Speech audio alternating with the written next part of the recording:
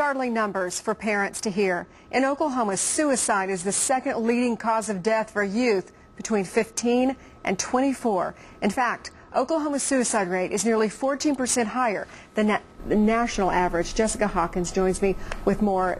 Thank you for being here. You're welcome. It's a tragic topic. It is. And 14% higher than national average. Why is that? Well, Oklahoma is not unusual in terms of other rural states. Rural states across the country tend to have higher rates of suicide attempts and suicide deaths. But what is it about Oklahoma? Really are a couple of things. The economic downturn has not been good for our state, obviously. Poor communities suffer more from suicide. Also communities where there's high stigma around mental health problems or around suicide, where there's not easy access to treatment services, or where people just generally don't talk about suicide directly, tend to have higher rates of suicide. So you have found a few areas you've been able to focus on that are weaknesses for us.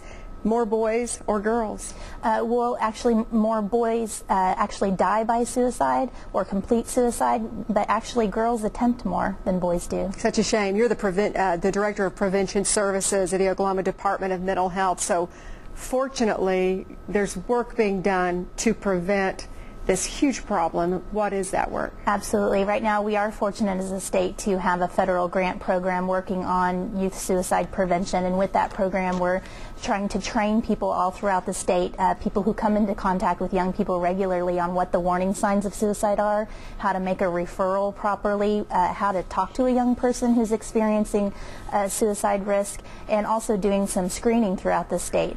Some of the reasons, you know, we hear a lot about bullying in schools. We're all aware of the breakup of the family. Would you say these are some areas that you're finding can affect in terms of children trying to commit suicide? Absolutely. Those are risk factors for suicide. We know that young people who are involved in alcohol and other drug use, who have depression or untreated mental illness, are at higher risk for suicide, especially young people. The stressors and the tensions they have today, especially with relationship issues, parents have to be vigilant about these things. And we're looking at some of the warning signs here on screen, and there's a number of them for parents to be aware of. We hear about really young kids killing themselves. Is that becoming more common, or do you find this number is staying pretty steady, as overwhelming as the number is? Yeah, it's been a pretty stubborn number for us, frankly, in the state for many years. We'd like to see it dramatically go down, but right now we are experiencing increased call volume to our suicide hotline, which is 1-800-273-TALK. It's an important resource for all parents and all young people to have.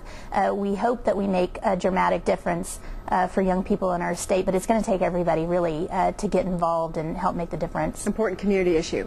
We appreciate you being here. Thank you. Thank you for sharing the information and the warning signs. To read more about the signs you should be watching for in your teen, go to news9.com/first@.